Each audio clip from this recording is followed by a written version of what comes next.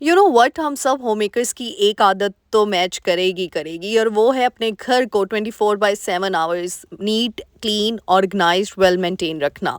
तो बस आप लोगों की इतनी ज़्यादा रिक्वेस्ट हुई कि आप किस तरीके से छोटे से बच्चे के साथ अपने घर को वेल मेंटेन, क्लीन, ऑर्गेनाइज रखते हैं, तो मैंने कहा इस पे डिटेल्ड एक व्लॉग ही बना दिया जाए, ताकि आप सबकी आसानी के लिए आप लोग इस वीडियो को देख भी लें, और साथ ही जितनी क्यूरीज थी, जितने क्वेश्चंस थे, वो सारे के सारे बीच में सॉल्व भी हो जाएंगे। So let's get started. अस्सलाम वालेकुम everyone, welcome to home makeup Palwasha. Hope you are doing good. अल्हम्दुलिल्लाह, आई एम आल्सो गुड। तो जी हाँ, आपकी आप ही पलवशा, ऐसा हो ही नहीं सकता कि आप लोग कोई क्वेश्चंस करो, कोई क्यूरीज करो, कोई कमेंट करो, उसका रिप्लाई ना दे। वैसे तो ज़्यादातर मैं रिप्लाई वहीं पे दे देती हूँ, लेकिन कुछ रिप्लाई ऐसे होते हैं फिर अपने वीडियो के थ्रू मुझे देने पड़ते हैं। तो मैंने कहा इतनी ज़्यादा क्यूरीज आ रही हैं, तो चलो इस पर एक डिटेल्ड व्लॉग ही बना दिया जाए। और इसके साथ साथ आपने क्या करना है भाई, अब आप लोगों को कहने की तो ज़रूरत है ही नहीं, आप सबको पता है। चैनल को लाइक करें, शेयर करें, सब्सक्राइब का बटन क्लिक करना है, हिट एंड क्लिक। क्योंकि आप लोगों के कमेंट से मुझे दिल से खुशी होती है। आप लोग इतनी प्यारी दुआएं देते हो ना, यकीन करें कि बस मैं कहती हूँ मेरे दिल से दुआ आप सबके लिए निकलती है। कि आज के ज़माने में कोई किसी को इतनी दुआ दे रहा है, बहुत बड़ी बात है। अच्छा जी, यहाँ पे मैं लॉबी से स्टार्ट करती हूँ सबसे पहले। कि मैं ना, मेरी लॉबी इतनी गंदी नहीं होती है, मतलब मैंने वीक में बस 1 दिन रखा होता है या 2 दिन रखा होता है जो मैं वॉश कर लेती हूँ। वैसे मैंने कपड़ा ही लगा देती हूँ, सिंपल झाड़ू लगाती हूँ, और साथ ही ना कपड़ा गीला करके ना तो इस लॉबी एरिया पे ना मैं लगा देती हूँ। इस तरीके से हमने अपनी कुछ रूटीन को खुद मेंटेन करना होता है। जैसे मैं वीक में देख लेती हूँ, अगर ज़्यादा गंदी होगी है तो फिर इसको वॉश कर लेती हूँ, अदरवाइज़ ये जो है मैं गीला कपड़ा करके इसको वाइपर के साथ अटैच करके तो ईजिली बहुत ही झटपट तरीके से ना, मतलब 5 मिनट लगते हैं और लॉबी एरिया जो है नीट एंड क्लीन हो जाता है। और जितने आपने ये डेकोरेशन पीसेस रखे होते हैं ना, जहाँ पे भी अपने घर के किसी भी एरिया में, किसी भी पार्ट में ना, तो इनके लिए भी एक स्पेसिफिक डे मैंने एक स्केड्यूल बनाया होता है, शेड्यूल बनाया होता है, फिर मैं इनको वॉश कर देती हूँ। लेकिन रोज़ रोज़ इनको भी वॉश करने से ना, इनका जो है ना, ये भी ख़राब हो सकते हैं, और इनकी भी मेंटेनेंस फिर वो वैसी नहीं रहती है। तो आपने देखा उनके उसके कुछ लीव्स भी ऊपर से उतर गए हैं, तो फिर इसलिए ना मैं पहले हल्के हाथ से ना कपड़े से ही उसको नीट एंड क्लीन कर देती हूँ। लेकिन जब मुझे लगता है ज़्यादा डस्ट हो गया है, तो फिर जाके ना मैं उसको अच्छे से वॉश कर लेती हूँ। तो लॉबी एरिया मेरा छोटा सा, यहाँ यहाँ पे वो सीढ़ी पड़ी हुई थी ये एक्चुअली ऊपर छत पे जानी थी, तो बस उस टाइम पे अब मैं तो नहीं लेके जा सकती थी उसको। तो मैं वेट कर रही थी कि कोई फ्री हो तो मैं उसके थ्रू इसको ऊपर ले जाऊँ, क्योंकि ऐसी चीज़ों को ना मैं अवॉइड ही करती हूँ। इतनी हैवी चीज़ें मैं नहीं पकड़ती हूँ। नो डाउट हम पकड़ सकती हैं, लेडीज़ हैं, लेकिन फिर भी मैं अवॉइड ही कर रही होती हूँ। अच्छा जी, यहाँ पे फिर मैं आ जाती हूँ अपने गैराज वाले सेक्शन पे। गैराज में ना मेरा यही रूटीन होती है कि वैसे तो आपने देखा है मेरा घर अल्हम्दुलिल्लाह इतना गंदा नहीं होता है, लेकिन बस मुझे यही होता है कि जब इतना गंदा नहीं है ना, तो मैं जस्ट पानी लगा के ना वाइपर लगा देती हूँ। जब मुझे लगता है ज़्यादा डस्ट है, ज़्यादा मिट्टी हुई है, ज़्यादा जो है उसको सफाई की ज़रूरत है, तो फिर मैं सर्फ़ के साथ इसको वॉश कर लेती हूँ। लेकिन आज जो है वो साफ़ सुथरा था। ये मैं आपको डेली क्लीनिंग बता रही हूँ अपनी रोज़मर्रा की रूटीन में। तो इस तरीके से ना झटपट तरीके से, मैं कोई इतना, वो कहते हैं ना, क्लीनिंग को रॉकेट साइंस ना समझें। कुछ भी नहीं है यार, आप बस डेली मेंटेनेंस करते जाए ना, एक आप यूज़ टू हो जाएंगे, एक चीज़ की आप आदी हो जाएंगे, तो वो फिर आपको चीज़ें मुश्किल नहीं लगेंगी। और एक और रीज़न था यहाँ पे मैंने इसलिए झाड़ू के साथ आज कुछ, जाहिर सी बात है अगला एरिया तो आपको झाड़ू के साथ ही वॉश करना होता है जहाँ सिंक एरिया होता है। लेकिन फिर आपको पता है जब यूट्यूब पे ये वीडियो आप लोग बना रहे होते हैं ना, क्लीनिंग वीडियो, मुझे सबसे ज़्यादा मुश्किल लग रही होती है, क्योंकि हमने ना हर तरह से अपने आप को भी सामने नहीं लेकर आना होता, और साथ ही साथ आपको क्लीनिंग भी दिखानी होती है, ऑर्गेनाइजेशन भी दिखानी होती है। तो मुझे ना क्लीनिंग वीडियोस थोड़ी सी ना, as compare to other videos, थोड़ी टफ लगती हैं, क्योंकि मुझे ना फिर होता है कि अच्छा, और इसको मैं बार बार एडिट कर रही होती हूँ, देख रही होती हूँ, इसमें मेरा बहुत टाइम लगता है, क्योंकि हर चीज़ को फिर वो उस डिटेल्ड में हम आपको नहीं दिखा सकते कि जिस तरीके से। तो इस वजह से फिर ना बड़ा मैंने एक एक चीज़ करके ना उसको सेट करके एक वीडियो प्रॉपर बनानी होती है। तो I hope you can understand कि इस चीज़ को आपने समझना है। और यहाँ पे जी वाइपर लगाने के बाद अच्छे से साफ़ सुथरा गैराज हो गया। अब मैं जो जो चीज़ें जहाँ पे थी फ़ौरन से उसको मैनेज कर लूँगी। और मैंने अपने घर में ना उतनी ही चीज़ें रखी हुई हैं जितनी मैं मैनेज कर सकती हूँ। मैंने कोई एक्स्ट्रा ऑर्डिनरी नहीं रखी। आपने देखा होगा ना, टू मच डेकोर है ना कोई, मतलब कम डेकोर है, मतलब ठीक है, नॉर्मल है। इतनी चीज़ें रखी हैं जिनको मैं इजीली मेंटेन कर सकती हूँ। अब यहाँ पे भी मैंने एक आर्टिफिशियल पॉट रखा हुआ है। अच्छा, सारे पूछ रहे थे आप ये कितना प्यारा प्लांट है, ये कौन सा, इसका नेम बता दें। ये आर्टिफिशियल है ये वो ओरिजिनल वाला नहीं है। हाँ, जो दूसरा मेरे दूसरे प्लांट्स हैं वो सारे ओरिजिनल हैं, लेकिन ये एक आर्टिफिशियल रखा हुआ है। घर में ऐसी चीज़ें ना बड़ी जो है प्यारी लगती हैं। तो ये देखिए जी, ऊपर से मैं लुक दिखा रही हूँ। गैराज ऊपर लॉबी वाले एरिया में ना विंडो है, तो वहाँ से जी मैंने नीचे की लुक दिखा दी आपको। और यहाँ से गैराज भी साफ़ सुथरा हो गया, मेरा लॉबी एरिया भी साफ़ सुथरा हो गया। जब ये 2 काम मेरे हो जाते हैं ना, तो मुझे यकीन करें मेरी आधी टेंशन सॉल्व हो जाती है। और मेरी पहली कोशिश यही होती है, मैं पहले बाहर वाले जो है ना अपने सेक्शंस, एरियाज़ उनको क्लीन नीट कर लूँ। अंदर वाले तो मैं ईज़िली हो ही जाते हैं, क्योंकि अंदर इतना मेस क्रिएट नहीं होता है। ऐसे कोई आ जाए ड्राइंग रूम में या फिर आपको पता है बाहर से गैराज वगैरह में, तो फिर एक नीट लुक आती है। तो मैं इसलिए सुबह वैसे तो मैं कोशिश करती हूँ सुबह नमाज़ वगैरह पढ़ के ना कुरान वगैरह पढ़ के, और उसके बाद अपना थोड़ा मैं करती हूँ अपना टाइम वॉक के लिए, एक्सरसाइज के लिए, और उसके बाद मैं गैराज की सफाई फ़ौरन कर लेती हूँ धूप आने से पहले पहले तक। लेकिन आज मैं थोड़ा सा लेट हो गई थी, तो मैंने इसीलिए फिर ना, क्योंकि वीडियो भी रिकॉर्ड करनी थी, तो बस जी फिर इस वजह से ना मैंने फ़िलहाल साथ ही कर ली। और फिर मैं ड्राइंग रूम में भी सिंपल कपड़ा ही लगा देती हूँ। मैंने अगेन बताया यहाँ सोफ़े पड़े हुए हैं, और देखा आपने मेरा ड्राइंग रूम इतना कोई बड़ा नहीं है, मतलब नॉर्मल है। तो ईज़िली ना कपड़े से फिर इसमें भी 5 मिनट लगते हैं मुझे। मैं बस कपड़ा लगाती हूँ, अटैच करती हूँ ये वाइपर के साथ, और ऐसे झटपट तरीके से सफाई हो जाती है। तो मेरा ड्राइंग रूम जब साफ़ सुथरा होता है ना, और मैंने देखिए ड्राइंग रूम में भी मिनिमम चीज़ें रखी हुई हैं, यानी मुझे इतना टू मच चीज़ें पसंद नहीं है। यानी इतनी चीज़ें रखो जिसको आप ईज़िली मेंटेन कर सको, और ईज़िली उस चीज़ की आप मेंटेनेंस डेली बेसिस पे कर सको, ये बहुत ज़रूरी है। हम चीज़ों को, हम अपने घर को डेकोर तो कर लेते हैं, लेकिन डेली बेसिस पे हम टाइम नहीं दे पाते, तो फिर क्या फ़ायदा ऐसे घर को सजाने का, जब घर में हर तरफ आपको धूल मट्टी नज़र आएगी, हर तरफ आपको गंदगी नज़र आएगी। तो इस वजह से इतना ही रखें, अपने आप को प्रेशराइज़ मत करें किसी चीज़ में। उसके बाद जब बाहर वाले एरियाज़ होते हैं ना, तो फिर जी मैं 2 दिन बाद वैसे तो बेडशीट चेंज कर देती हूँ। आज मैंने जो है वो 3 दिन बाद कर दिया है। तो मैंने कहा चलो आज बेडशीट साथ ही चेंज कर देती हूँ। तो यहाँ पे बेडशीट वगैरह चेंज करके, अच्छा, मैं रूम की ना जो ऑर्गेनाइज़ेशन है ना, ऑर्गेनाइज़ रूम को जल्दी कर लेती हूँ, लेकिन यहाँ पे मोहम्मद सोया हुआ था। तो इस वजह से मैं ना पहले ना, जब तक मोहम्मद सोया होता है ना, तो मैं बाहर के काम अपने निपटा लेती हूँ, ताकि जब तक वो उठे तो मैं चलो फिर रूम ईज़िली सेट कर सकूँ। तो इसलिए फिर मैं उसको डिस्टर्ब नहीं करती। बच्चों की नींद भी प्रॉपर होनी चाहिए। बच्चों का टाइम जो है वो अपनी वजह से, अपने कामों की वजह से हमें डिस्टर्ब नहीं करना चाहिए। तो इसलिए बच्चों की रूटीन डिस्टर्ब ना हो बिल्कुल भी। बच्चों को एक प्रॉपर टाइम टेबल के साथ उनकी रूटीन सेट किया करें। रूम भी मेरा साफ़ सुथरा होता है, इतनी डस्ट नहीं होती है, लेकिन बस यही वही अगेन है, हम सब ने यही देखना होता है कि जब ज़्यादा गंदगी हो गया तो फिर मैं वॉश करती हूँ, अदरवाइज़ मैं वॉश नहीं करती, क्योंकि मेरा फर्नीचर भी आपको पता है वुड का है।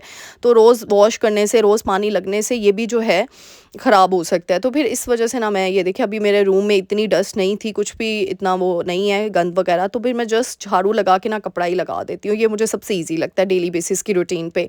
हाँ, वीक में कुछ डेज़ होते हैं, या फिर जब हम डीप क्लीनिंग कर रहे होते हैं, तो फिर मैं सारा वॉश कर रही होती हूँ एक ही दफ़ा। और फिर ये भी नहीं करती कि पूरे घर को धोना शुरू कर दूँ, नहीं। हाँ, मैंने स्पेसिफ़िक जो है शेड्यूल बनाया होता है, ठीक है आज इन 2 रूम्स की सफाई करनी है, फिर उस रूम की, किचन की डीप क्लीनिंग। इस तरीके से ना डेज़ डिसाइड कर लिया करें। जब हम डिवाइड करते हैं ना अपने डेज़ को, यकीन करें अपने कामों को उन डेज़ के ऊपर डिवाइड करना है, तो यकीन करें आप बहुत स्ट्रेस फ्री हो जाते हैं। क्योंकि आपका एक स्ट्रेस में जाने का एक सबसे बड़ा जो एक प्रॉब्लम है ना, वो आपके घर की, मैं कहती हूँ, क्लटर्ड फॉर्म है। बस जब आपका घर क्लटर्ड में होता है ना, क्लटर्ड कंडीशन में होता है, तो फिर आपको एक अजीब किस्म का स्ट्रेस होना शुरू हो जाता है। मैंने तो देखे अपने ड्रेसिंग टेबल के ऊपर भी कुछ नहीं रखा हुआ क्योंकि मेरा बेटा इस स्टेज में ना सारी चीज़ें नीचे गिरा देता था, काफ़ी चीज़ें उसके ऊपर, ज़ाहिर सी बात है ख़तरा भी होता है, कोई बच्चा अपने आप को चोट ना पहुँचा ले। हमने परफ्यूम्स की बॉटल्स रखी होती हैं, काफ़ी अच्छी ऐसी चीज़ें होती हैं जो लगने का ख़तरा होता है। तो मैंने भी उस चीज़ को करने के लिए ना, कि रोज़-रोज़ मैं चीज़ें उठा के उनको अपनी-अपनी जगह पे रखूँ, मैंने एक ही दफ़ा ना ये प्रॉब्लम सॉल्व कर लिया। तो मैंने कहा जब मेरा बच्चा थोड़ा-सा बड़ा हो जाएगा ना, फिर मैं ड्रेसिंग टेबल पे चीज़ें रखूँगी अभी नहीं मैं कुछ भी रख रही। तो अभी ये जस्ट मैंने यूज़ की थी, ऑयलिंग की थी, तो वो जस्ट पड़ी हुई है, और नेल पॉलिश, और ये मेरे जस्ट बॉक्सेस हैं जिसमें मैंने इंस्टेंट अपनी ज्वेलरी जो मैंने पहनी होती है ना, तो वो मैंने फ़ौरन रखी होती है। ये भी मैं ड्रॉ में संभाल दूँगी। तो डस्टिंग, और नेक्स्ट चीज़ आप लोग पूछ रहे थे कि आप ही आपका फर्नीचर इतना शाइन कैसे करते हैं। मैं बहुत ज़्यादा वीडियोस में बता चुकी हूँ, अगेन बता देती हूँ यहाँ पे।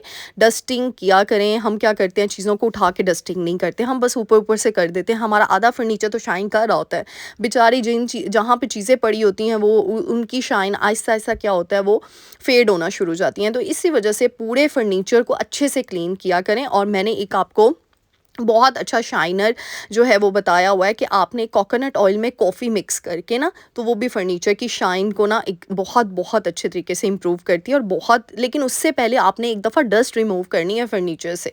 पहले साफ़ कपड़े से डस्ट रिमूव करनी है, और उसके बाद वो सोल्यूशन कॉटन के कपड़े से या किसी ब्रश की हेल्प से वो अप्लाई कर देना है। तो इस वजह से अपने घर में आपने देखा है, मैंने पहले झाड़ू लगाई है, पहले मोटी मोटी डस्टिंग कर दी थी, फिर झाड़ू लगाई है, फिर जाके मैंने अगेन डस्टिंग की है, और अब मैं कपड़ा लगाऊँगी कि ठीक है, अब फ़र्श के ऊपर जितना अगर कुछ भी, क्योंकि जब हम झाड़ू लगा रहे होते हैं तो थोड़ी-सी डस्टिंग रह जाती है फर्नीचर पे, मतलब थोड़ी-सी गर्दो-गुबार हो जाती है। तो इस वज़ह से उसको भी मैं नीट एंड क्लीन करके अब मैं कपड़ा लगा दूँगी, तो फिर मुझे सैटिस्फैक्शन हो जाती है। मुझे ना अपने घर को साफ़ करके ना एक बहुत ही ज़्यादा एक, मैं कहती हूँ, बहुत बड़ी चीज़ हासिल होती है, वो है सैटिस्फैक्शन, यकीन करें। और जब तक मैंने सुबह-सुबह सफाई ना की हो तो मुझे सुकून नहीं मिलता। तो इसीलिए मैंने सुबह की अपनी टाइमिंग सेट की हुई है कि मुझे सुबह के टाइम भई इतना टाइम रखना है और अपने घर को यूँ झटपट तरीके से साफ़-सुथरा करके ना तो बस अरेंज करके रख देना है। क्योंकि जब आपका घर साफ़-सुथरा होता है ना, बिलीव मी, आप लोग बहुत ज़्यादा पुरसुकून फ़ील करते हो, फ्रेश। और ऐसे जब आप अपने घर को देखते हो ना, तो फिर बस जी, आपका, मैं कहती हूँ, और खून बढ़ जाता है। अच्छा, अब यहाँ पे जाके मेरी बातों में गुम नहीं हो जाना, मेरी वीडियो में गुम नहीं हो जाना, तो जाएँ जाके चैनल को लाइक करें, शेयर करें, सब्सक्राइब ज़रूर किया करें और कमेंट तो करना ही करना है मेरी शेरनियों ने। मेरी पुरानी शेरनियों को तो पता ही है मैं क्यों कहती हूँ शेरनियाँ, भई धाड़ती हो आप लोग आके कमेंट सेक्शन में। लेकिन जो नई शेरनी है वो भी मुझे बताया करें, किस कंट्री से, किस सिटी से और नेम क्या है, क्योंकि एक फैमिली बन जाती है, एक बॉन्ड बन जाता है, एक बॉन्ड क्रिएट हो जाता है। फिर मैं जब लाइव आती हूँ ना, मुझे बड़ी खुशी होती है। मुझे मतलब अपनी पुरानी शेरनियों का तो पता है, पुराने सब्सक्राइबर्स का तो पता है मुझे, अल्हम्दुलिल्लाह नेम्स भी याद हो गए हैं। तो जो नए लोग आते हैं ना, मैं चाहती हूँ कि वो भी मेरे साथ अटैच हो जाएँ एज़ अ फैमिली, हम एक अच्छा-सा एक पॉज़िटिव बॉन्ड क्रिएट कर सकें। तो यहाँ पे जो ड्राइंग रूम की आ जाते हैं, यहाँ पे डाइनिंग एरिया वाली साइड पे, तो यहाँ पे भी जस्ट मैंने आज कारपेट के ऊपर से झाड़ू लगा दिया, इतना नहीं था हुआ। हाँ, यहाँ का एरिया थोड़ा-सा होता है, यहाँ पे गंद ज़्यादा हो जाता है क्योंकि ये ज़्यादा यूज़ होने वाला एरिया होता है और यहाँ पे फिर मुझे ना, इसलिए फिर ये देखा होगा आपने। और आजकल जैसे बारिश नहीं ना हो रही, तो ज़्यादा बहुत यहाँ पे विंडोज़ भी हैं, तो फिर आपको पता ही है मिट्टी वगैरह अंदर आ जाती है। और जैसे आजकल हमारे कंट्रीज़ में, एशियन कंट्रीज़ में जैसे बारिशें नहीं हो रही और आपको पता है यहाँ पे मिट्टी कितनी होती है, तो बस जी, फिर रोज़ की रोज़ सफाई अगर नहीं करते हम लोग, तो यकीन करें फिर बस हमारा ही एक हेक्टिक शेड्यूल ऑन हो जाता है और हमें हमारी फिर डीप क्लीनिंग स्टार्ट हो जाती है। वो डीप क्लीनिंग वाले डेज़ को रोकने के लिए ना, आपको डे बाय डे जो है ना, आपको अपना शेड्यूल बनाना है, आपको सफाई जो है अपने घर को नीट एंड क्लीन करना है।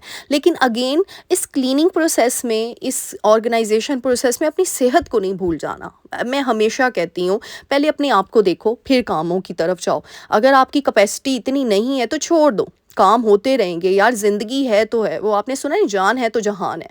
अगर आपकी जान ही नहीं है तो इस जहां का फिर आपने क्या करना है? तो फिर जान को पहले अपनी एक्टिव रखें, अपने आप को एक्टिव रखें, फिर जाके आप अपने बाकी घरों के कामों को ईज़िली मैनेज कर पाएँगी। और डिवाइड कर दें, सबसे ईज़ी चीज़ है यार, रोज़ नहीं करना। और अगर आप लोग मेड रख सकते हैं तो वेल एंड गुड, मेड रखें। हाँ, जब तक आपके अंदर कैपेसिटी है। मुझे काफ़ी लोग कहे थे, आप ही आपने मेड नहीं रखी, तो मैंने अगेन पहले भी बताया, अगेन बता देती हूँ डियर, अभी तक तो मुझे ज़रूरत नहीं आई। हाँ, मैंने पहले रखी हुई थी, मैंने बताया भी है, लेकिन अल्हम्दुलिल्लाह अल्लाह ने इतनी ताकत दी है, मैं कर लेती हूँ, खुशी से करती हूँ यार, मैं बोझ नहीं समझती, मैं अपना ना वर्कआउट समझ रही होती हूँ। तो जी, लेकिन आगे जाके इन फ्यूचर अगर मुझे लगा तो मैं इंशाल्लाह ज़रूर रख दूँगी। यहाँ पे जी मोहम्मद साहब भी मेरे साथ क्लीनिंग कर रहे थे और ये भी लगे हुए थे मामा के साथ ना करने। अच्छा, मैं हमेशा कहती हूँ बच्चों को अपने साथ इन्वॉल्व रखा करें, स्पेशली बेटों को। हम बेटियों को तो इन्वॉल्व रखते हैं, लेकिन बेटों के मामले में हमारी ये सोच होती है, भई नहीं, नहीं बेटा है जी, ये क्या करेगा घर के काम करके, इसको घरदारी का क्या? नहीं, मेरी ऐसी सोच नहीं है। अपने बेटे की परवरिश ऐसे करो, कल को आने वाली बोले कि किस शहज़ादी ने इसकी परवरिश की है। उसको अपनी माँ, बहन का पता चले, उनकी स्ट्रगल, उनकी एफर्ट्स, वो हार्ड वर्क देखे। तो मैंने अपने बेटे को छोटी सी उम्र में अपने साथ इसीलिए इन्वॉल्व रखा है ताकि वो इन चीज़ों को यही देखकर बड़ा हो। कल को उसको अपनी बीवी, अपनी बेटी, अपनी बहन के ऊपर तरस आए कि यार वो कितने काम करती हैं, वो लोग कितनी मेहनत करती हैं। वो ऐसा मर्द ना बने जो सिर्फ औरतों पे हुक्म चलाने के, आजकल है ना सोसाइटी में एक ऐसा इमेज है कि जी मर्द हज़रात किचन में नहीं जा सकते, जबकि हमारे नबी पाक हज़रत मोहम्मद सल्लल्लाहु अलैहि वसल्लम घर के काम खुद करते थे अपनी अहलिया के साथ। तो हमारा दीन हमें क्या सिखा रहा है और हम अपने बच्चों को क्या सिखा रहे हैं, अनफॉर्चुनेटली बहुत बहुत मैं कहती हूँ सोचने वाली ये चीज़ है कि हम अपने बच्चों को गलत तरबियत दे रहे हैं। हम बेटियों को तो कामों में बड़ा इन्वॉल्व करते हैं जी, बेटियाँ घरदारी करेंगी, चूल्हा चौकी करेंगी। बेटों के मामले में हम भूल जाते हैं जी, उन्होंने क्या करना है, कल को उसकी बीवी आनी है, उसकी बेटी आनी है, उसने तरस नहीं खाना। क्या वो ऐसा मर्द बने आपका बेटा कि बस हुक्म चलाता रहे, बीवी को पाँव की जूती समझे? बेटी को कुछ ना समझे, तो फिर आपकी क्या कब्र में तो आपकी पूछ-गिछ होनी है ना कि आपने अपने बेटे की तरबियत कैसे की बच्चों की। तो इसलिए माँ-बाप के ऊपर अपने बच्चों की ब्रॉट अप का बहुत-बहुत रिस्पॉन्सिबिलिटी है। ये सिर्फ़ इस दुनिया में नहीं, उस दुनिया में, आखिरत में भी हमें इसका जवाब देना पड़ेगा कि हमने अपने बच्चों की क्या तरबियत की है। कल को आने वाली हमें अपने जब हम अपनी कब्र में होंगे ना, तो कल को आने वाली हमें दुआएँ देगी। हमने बददुआएँ नहीं लेनी किसी की बेटी के साथ ज़ुल्म ज़्यादती करके। तो इसीलिए अपने बेटों की परवरिश में बहुत ज़्यादा फ़ोकस रखें, क्योंकि अगर हम अपने बेटों को ठीक कर लेंगे ना, तो दुनिया में कोई बेटी भी रोएगी नहीं, उसके आंसू नहीं निकलेंगे, वो ज़ुल्म का शिकार नहीं होगी। तो इसीलिए इस दुनिया को एक पॉजिटिव वर्ल्ड बनाने के लिए ना बहुत ज़रूरी है कि अपने बेटों की तरबियत अच्छा करना शुरू कर दें। That's it. तो उम्मीद करती हूँ कि आपको मेरी बातें अच्छी लग रही होंगी।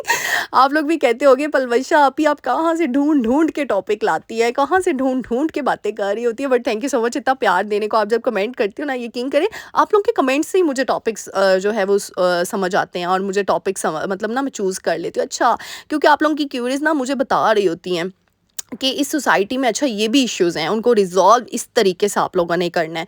तो मुझे बड़ा अच्छा लगता है, मैं आप लोगों के साथ अपना पर्सनल एक्सपीरियंस भी शेयर कर रही होती हूँ। आप लोगों की बातें जो कमेंट सेक्शन में आप लोग कर रहे होते हो, तो मुझे तो मैं यकीन करें मुझे रिप्लाई करना बोझ नहीं लगता, मैं तो खुशी से रिप्लाई कर रही होती हूँ। आप लोगों ने देखा इंस्टेंट रिप्लाई मिलता है। हाँ, कभी होता है क्योंकि बच्चे वाली हूँ अकेली नहीं हूँ, तो फैमिली या प्रॉपर थोड़ा-सा ऊपर-नीचे टाइम हो जाता है, बट अगेन मैं फ़ौरन से कर देती हूँ। अच्छा, एंड पे ना मेरा टास्क होता है वॉशरूम क्लीनिंग, और जैसे ही वॉशरूम क्लीन होता है ना, फिर मैं शावर लेके अपने कपड़े चेंज कर लेती हूँ, क्योंकि मुझे होता है भई मेरा घर साफ़-सुथरा, फिर मैं बस अपनी नेक्स्ट रूटीन में जो है वो इन्वॉल्व हो जाती हूँ।